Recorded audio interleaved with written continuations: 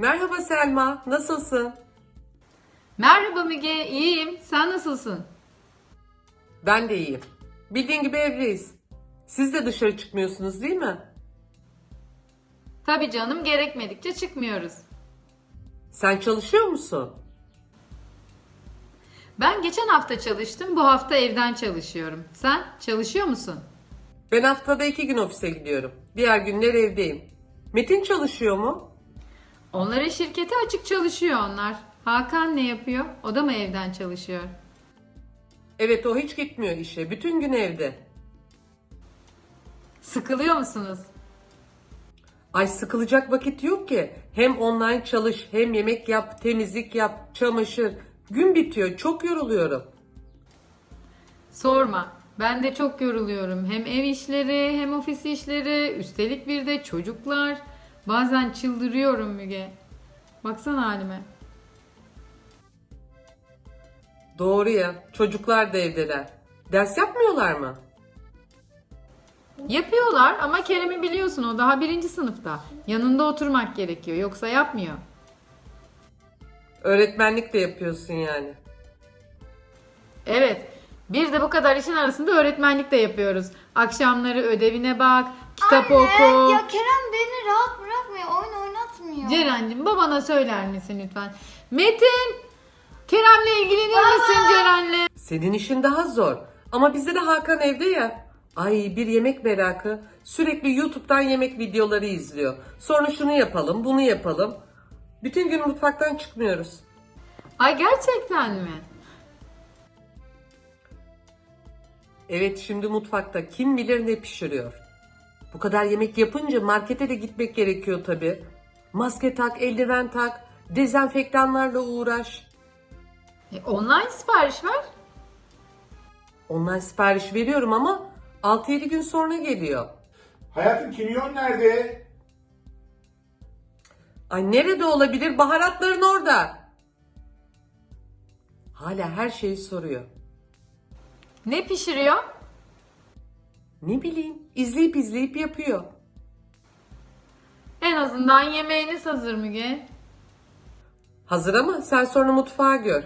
1 saatte mutfağı temizliyorum. Yemeği yapıyorsa mutfağı da temizlesin. Güya temizliyor. Ay ben de hiç istemiyorum Metin'in bir şey pişirmesini. Yani güzel yapıyor ama o da her yeri batırıyor. Sonra da yardım ediyorum beğenmiyorsun diyor. Ay iyi ki Metin bütün gün evde değil. Yoksa çok tartışırdık biz. Biz de. Baktım ki tartışmaya başlıyoruz. Hemen başka odaya gidiyorum. Yapacak bir şey yok. Akşamları da oyun oynamak istiyor. Ben film izliyorum. Bazen beraber de bir şeyler izliyoruz.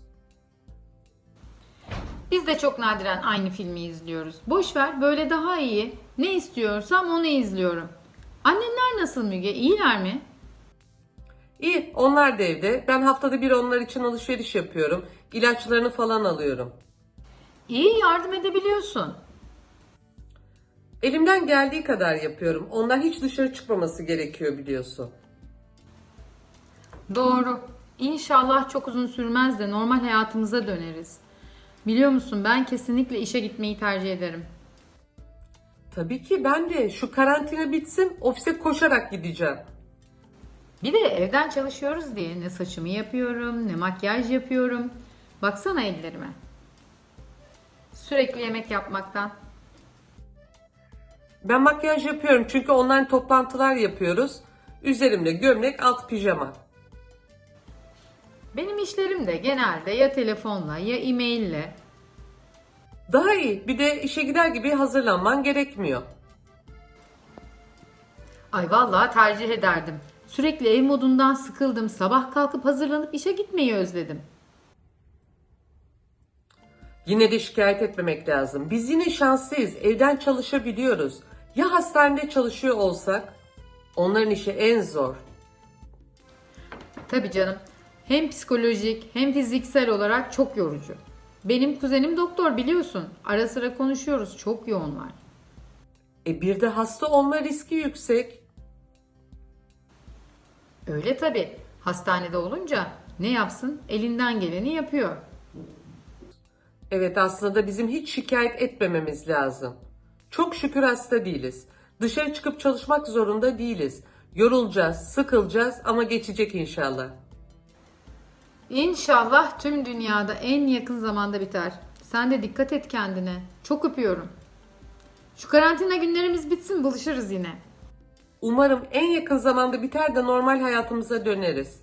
Ben de çok öpüyorum. Görüşmek üzere. Metin'e selam.